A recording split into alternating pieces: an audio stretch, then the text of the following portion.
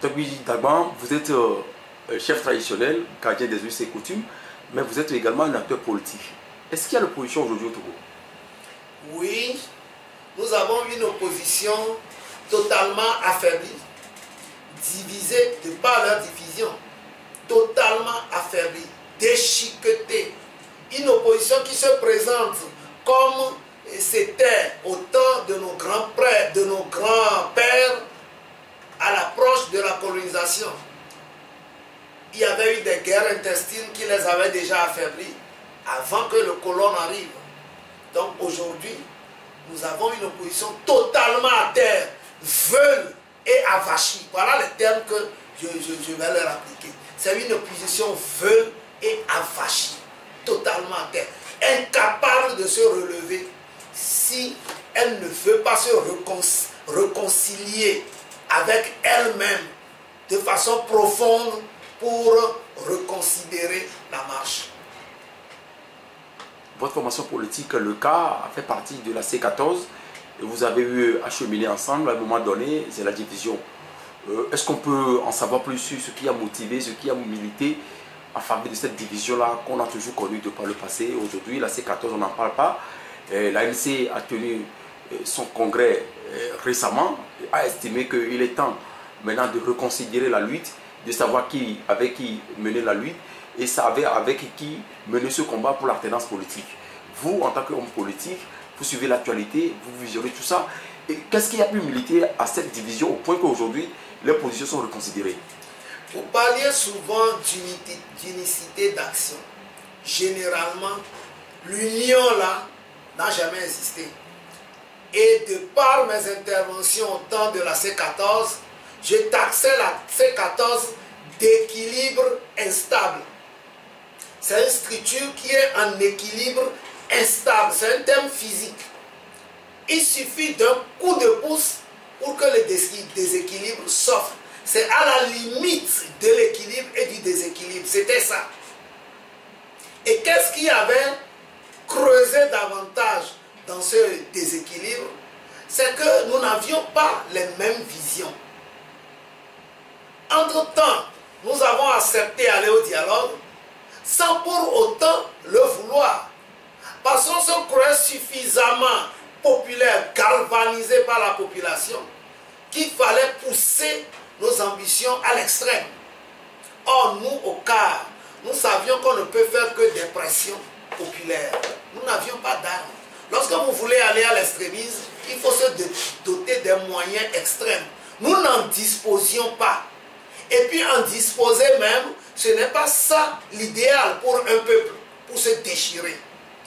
Alors nous avons prôné le dialogue. Nous avons trouvé que la pression est suffisamment forte pour que le pouvoir soit plié et qu'on aille au dialogue.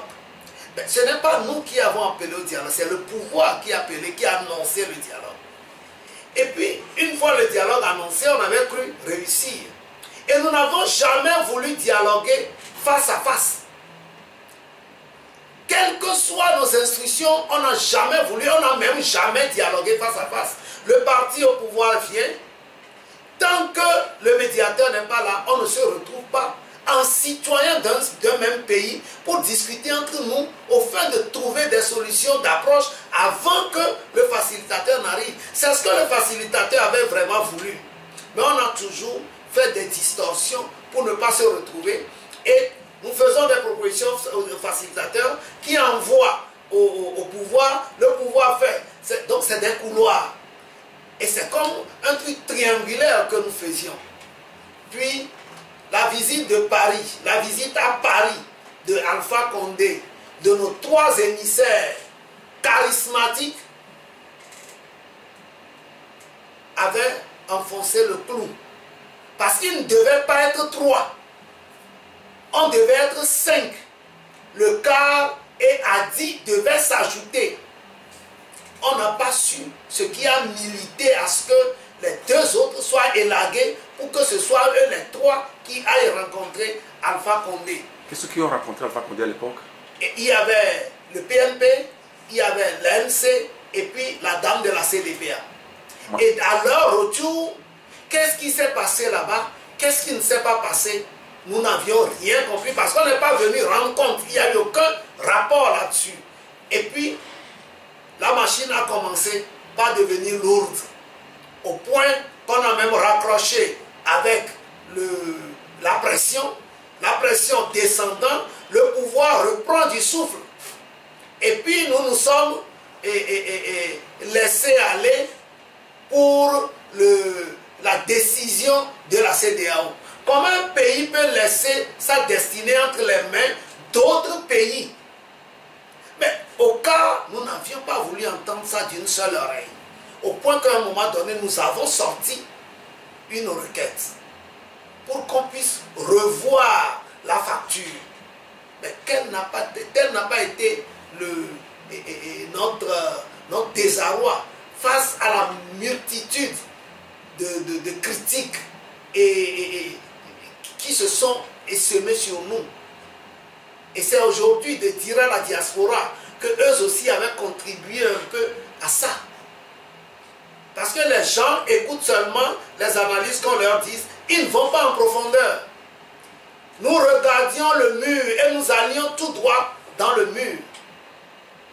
Au dernier moment, donc entre-temps, on a refusé d'aller faire enrôler nos militants pour le recensement, d'accord? Et puis nous avions eu quand même comme une chance, le fait que Alpha Condé et le facilitateur demandent que la représentation à la CENI soit paritaire, 8-8. Ce qui a motivé notre refus d'envoyer les gens à la CENI, personne ne comprenait jamais rien aujourd'hui et personne ne voudrait prendre la responsabilité que c'est lui. Même celui qui a proposé dit aujourd'hui que non, il aurait compris que, ainsi de suite, des fuites de responsabilité.